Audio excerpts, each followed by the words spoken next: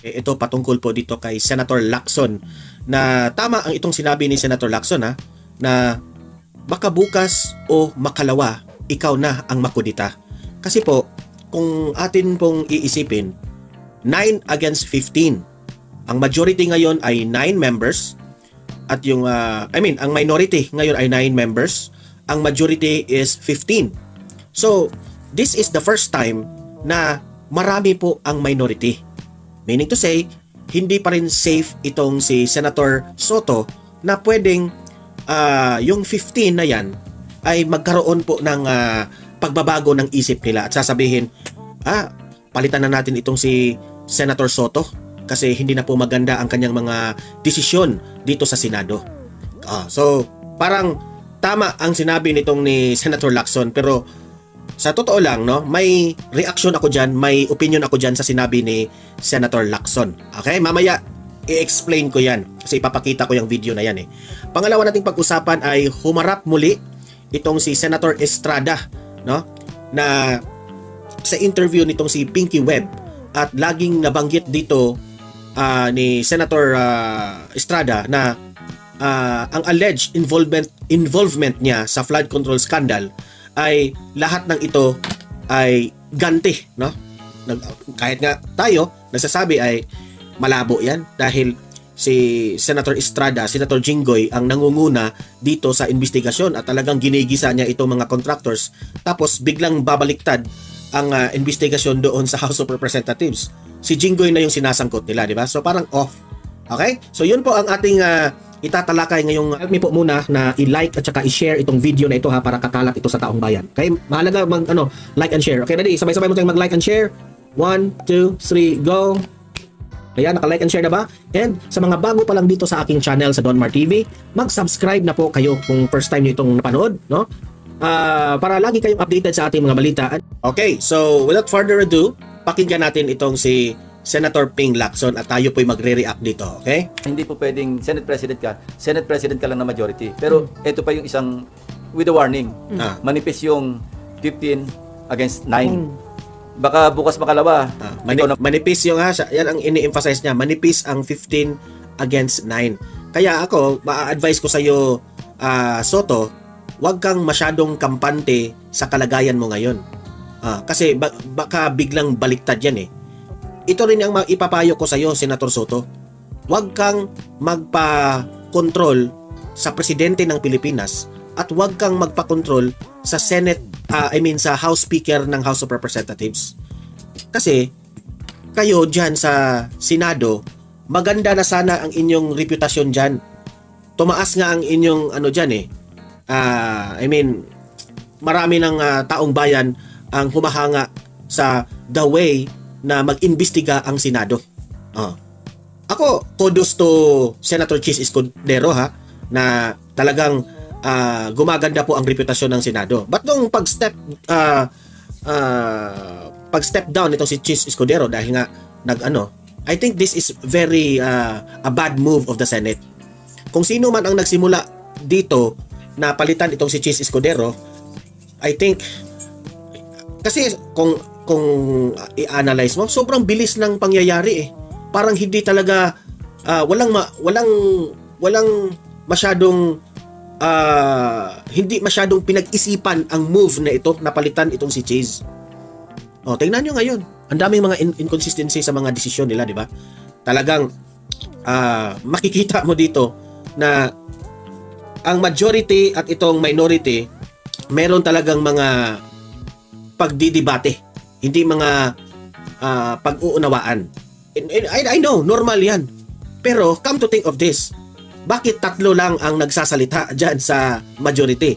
Si Soto, si Soto, si Mig Zubiri at itong si Ping Lacson.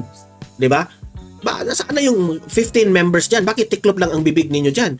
Hindi man lang ninyo ipinagtanggol ang desisyon nitong si Soto. I am talking about here yung debate nila kay Bryce Hernandez. Dito naman sa kabila, ang dami. Bato, si Marcoleta, si Alan Peter Cayetano, Robin Padilla. Ang daming magsasalita dahil nga they are very devoted sa kanilang desisyon na minority kami. Ito yung desisyon namin dahil kasi ako marami nang humahanga doon sa Blue Ribbon Committee ni Senator Marcoleta eh. Ang ganda ng flow. Talagang patungo na tayo sa mastermind ng corruption eh. Pero biglang naglaho na parang bula nung pinalitan si Chis Escudero. Totoo yan. Maraming taong bayang nadismaya. Patuloy. Man yung kinuko. No? Ba yung naka-record din, sino yung individual proponents noong mga insertions, noong mga amendments. Nang sa ganon, tukoy natin pagka may nangyaring problema doon sa proyekto, alam natin kung sino nag-insert, lalo na kung ghost. Kung ikaw ang nag-insert dyan, ikaw ang proponent ng amendment, dapat binantayan mo yan. Dahil meron kang shared responsibility para malaman na yung inamend mo, tuloy-tuloy, maayos yung implementation. Although wala kaming participation sa implementation, pero meron kaming oversight function, yung Senado, yung Kongreso. Sorry sir, last na po on my end. Sir, kung walang record, ibig sabihin possible for the proponent to just get away with it? Possible. Wala kang record eh. Kaya nga moving forward, kailangan maging transparent all the way, every step of the way from the NEP. Yung NEP taken care of. Kasi sinabi na ni Secretary Pangandaman noong DBCC hearing na meron na silang hub, transparency hub, na pero hanggang NEP lang. Kaya sinasuggest ko, isagad na natin hanggang sa, kung pwede hanggang implementation, na merong participation at least sa monitoring yung public. Diba? Sabi niya meron yon, and the public can even upload photos. Kung sa tingin nila hindi na updated yung photo na in-upload ng agency na nag-implement, pwede yung public mag-participate kasi open to the public na i-upload nila yung photo para ma-update yung mga status ng mga proyekto. So sa 2026 budget, gagawin niyo sir para clear na kung sino yung proponent? Kaya nga, pinapa-approve ko nga kasi ang timeline nila is 3 years. Ang sabi ko, baka pwedeng isian para sa 2026 or 2027, open na lahat. Wala nang room for ghost projects, wala nang room for substandard kasi nababantay ng public. Ginawa namin yun sa Yolanda eh. Meron kaming yung nagawa kami, ginasusan ito ng UNDP at saka ng I think World Bank. Malaki yung gastos, yung empathy, transparency hub, yung why doon Yolanda eh. Ipinamana namin to, iniwanan namin ito sa NEDA at that time. Na kung pwede, kasi ang sakop lang noon, lahat ng projects, mga PAPs sa Yolanda Corridor. Nung binaba namin yung sa NEDA, gamitin nyo ito para buong Pilipinas, lahat ng infrastructure projects, livelihood, mahagip nyo, ito na yung hub, ito na yung lahat ng datos pwede nyo ipasok dyan. Unfortunately, mukhang hindi na-sustain. Ewan ko kung nasaan na yun ngayon. Sayang yung perang ginastos ng United Nations Development Program and other mga international agencies. JICA yata nag-contribute din doon. Walang gastos ang gobyerno nga ron eh. Naiputap namin eh. Hindi naman ginamit, sayang. Clarify lang po, yung 355 million o yung nakita ninyong insertion buo na 355? Yun ang inalam namin. Pero it's either yung total 355 or isang item na 355. And then, kailan po yung pangangailangan na tanungin tungkol dito That's si Senator for 2025. Opo. Si Gaaya ng 2025. So, kailan po yung pangangailangan, sir, na tawagin nagkaroon ng award, May 2025. And then, so, kailan po yung pangangailangan na imbitahin si Senator Grace po para tanungin kung sinong nag-insert? Pag-usapan namin ni Senate President at kung pwede mapakiusapan si Senator Grace po na mag-attend as a resource person, then gagawin namin. Pero how would she be treated, sir? As a former colleague. I think she also deserves the courtesy being a former colleague here in the Senate. Wala pa pong... Hindi naman para i-contempt at para ipakulong. Hindi maabot to. Dapat ganyan sana rin ang House of Representatives. Pinatawag ngayon itong si Grace po para managot dito sa issue ng mga budget at sa mga insertions.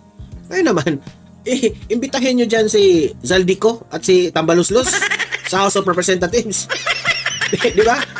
Ganun ba? Para hindi naman ini-invite yan si Martin Romualdez at si Zaldico para akusahan natin, mga magnanakaw kayo, kurakot kayo.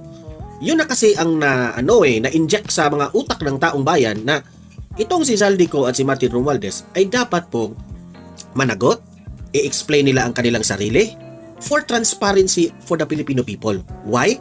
Kung nagtatanong kayo kung bakit, we are talking here about the people's money na marami po ang nawala. And responsibilidad ninyo yan bilang government officials. Diba? When you, ano tawag doon? Nung pumasok kayo bilang government official, kung ano man ang posisyon mo sa gobyerno, you are held accountable for the people's money.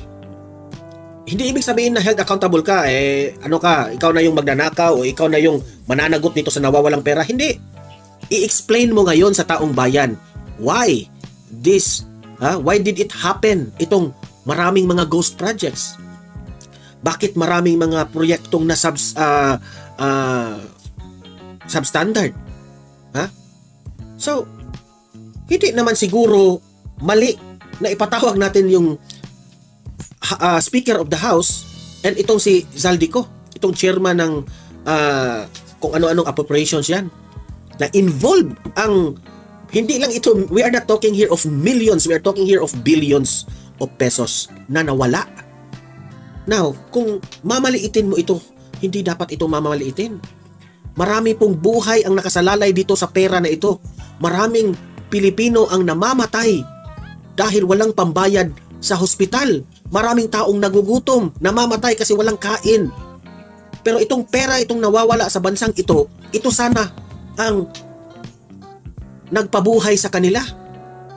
Oh, meron dyan. Marami tayong mga Pilipino dyan namamatay sa kanilang sakit dahil wala silang yung sakit na pwede pang i-cure, pwede pang maisalba sa hospital, but nagde-decide na lang silang magpakamatay kasi wala silang pera. Oh, totoo yan, Tinatawanan natin yan, pero totoo yan. Maraming mga ganyan Maraming pamilya na wala na tayong panggastos dito. Nag-decide na lang sila na i-give up na lang nila ang kamag-anak nila kasi wala na Lubog na sila sa Pero itong pera ngayon na kinurakot ng mga government officials, kung itong mga perang ito, kung itinulong ito lahat ng mga nagkakasakit, ang dami sigurong naisalba na buhay. Sa totoo lang. Wag naman. Pero wala pa po kayong prior na pag-uusap or? Wala pa. Kasi kahapon lang namin na-discover yung 355 na wala sa NEP, wala sa House version.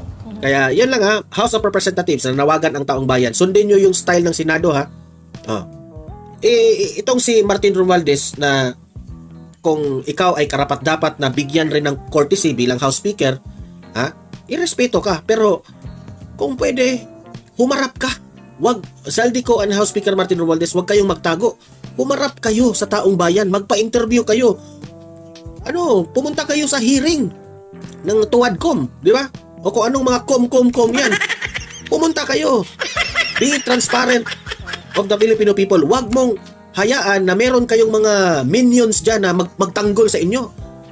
Magpakalalaki kayo, Zaldico. Magpakalalaki ka, Martin Romualdez. Wag itong mga minions na Redon, itong sino yung mga ipaharap nyo sa media, abante. Wag, sir, magpakalalaki kayo. You have to face the music because ikaw ang pinakamalaking ranggo dyan sa House of Representatives. So ikaw, managot ka. Clean up your mess dito sa nangyari sa House of Representatives. Hindi man direkta, let us say, merong mga congressman dyan na mga korap. Hindi ikaw ang gumagawa ng korupsyon, Martin Romualdez. But, ikaw, bilang leader dyan sa House of Representatives, magpakita ka at lower down your, sobra na tayong taas Lower down. I-level mo ang sarili mo sa taong bayan at magpaliwanag ka.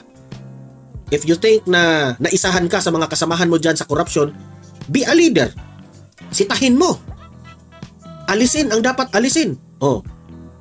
Noong si Teves ay nasangkot dito sa issue ng pagkamatay ni Governor Ruel Digamo na hindi pa hinatulan si Teves na guilty or not guilty, inalis nyo na bilang congressman dyan. Di ba? We are not talking here of corruption pero inalis nyo na kaagad. Hindi nyo pinagbigyan si Teves na makapag-explain o makapag-defend sa kanyang sarili. Pero itong mga corrupt officials na very obvious na itong mga taong ito wala akong kinakampihan doon sa kaso ni Teves at ni Governor Out ako doon. Ang sa akin ba, ang fairness mo bilang House Speaker, kino-question ngayon ng taong bayan. Dahil kung hindi mo kaalyado pa, football ka agad, alis ka agad. Pero ito, marami kang mga kaalyado dyan involving the issue about this flood control. Wala kang ginagawa. Tiklop ang bibig mo. You are a failure. Pareha lang kayo ni Bongbong Marcos na matatawag nating irresponsable kayong pagka-leader. Hinayaan nyo itong corruption na ito na manganak ng manganak. And then, sir, How about former Secretary Bonoan? Ano po yung kanyang pananagutan dito? Kasi nakita niyo po, sabi niyo nga, kung ikukonekta yung dots. But ganyan. at the very least, kailangan mag-explain siya, no? Na meron pala siyang ugnayan sa isang malaking kontratista. No? Bakit na nagkamala napakaraming kontrata?